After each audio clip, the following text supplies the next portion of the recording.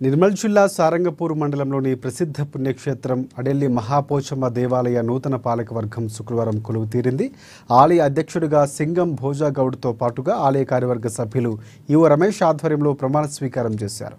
ఈ కార్యక్రమానికి ముఖ్య అతిథిగా హాజరైన డీసీసీ అధ్యక్షులు శ్రీహరిరావు నూతన పాలకవర్గ సభ్యులను శాలువాతో సత్కరించి మహాపోచమ్మ దేవాలయ అభివృద్ధికి కొత్త పాలకవర్గం తోడ్పాటును అందించాలని శ్రీహరిరావు కోరారు. సేవా కార్యక్రమాలు భక్తుల సౌకర్యాలు మెరుగుపరచడంలో ముందుండాలని సూచించారు. ఆయన భక్తులకు ఎలాంటి ఇబ్బందులు కలగకుండా చూసుకోవాలని తెలిపారు.